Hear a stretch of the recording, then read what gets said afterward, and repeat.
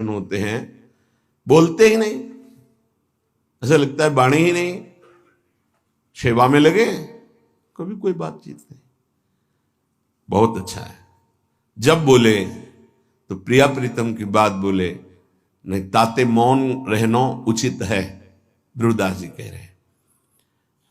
तो परधन परदार द्वेष मात्सर्य लोभा अनृत परुख पराभिद्रोहो मिथ्याभिलापान त्यजति, इतने दोषों का त्याग कर दे।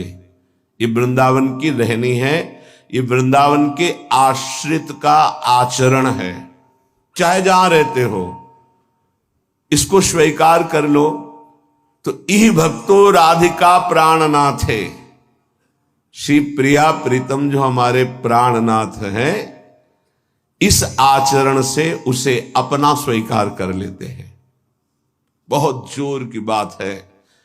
हम तो प्रभु को अपना मानना शुरू कर दिया, और जब वो मुझे अपना मान ले, आगे के श्लोक में बहुत खुल के इसकी व्याख्या की कि एक बार प्रिया प्रीतम जिसकी तरफ देख लेते हैं उसका संसार बंधन नष्ट हो जाता है, एक बार देख लेते हैं। ऐसा श्रीमद् राधा सुधा निधि में जिस दिन श्री जी ने कृपा दृष्टि से देख लिया, ऐसा महासुख प्रकट होगा कि अगर करोड़ों मोक्ष होते तो भी हे हो जाते, तुच्छ हो जाते। करोड़ों मुक्तियों को तुच्छ कर देने वाली कृपा कटाक्ष हमारी श्री राधा किशोरी की है।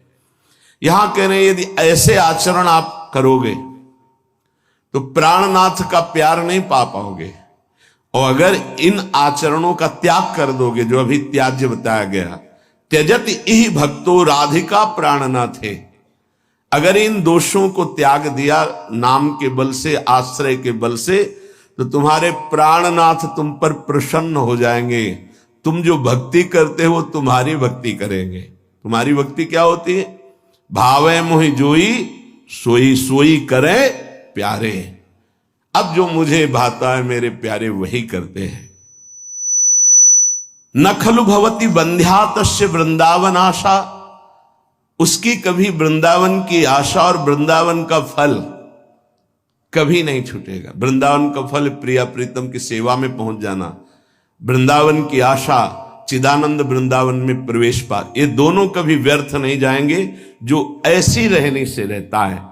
बंध्या कहते हैं कि जो पुत्र नहीं प्रकट करती, वो आशा बंध्या है जिसमें ये दोष है, वो फल प्रकट नहीं कर पाएगी। इसलिए इन दोषों का त्याग करें।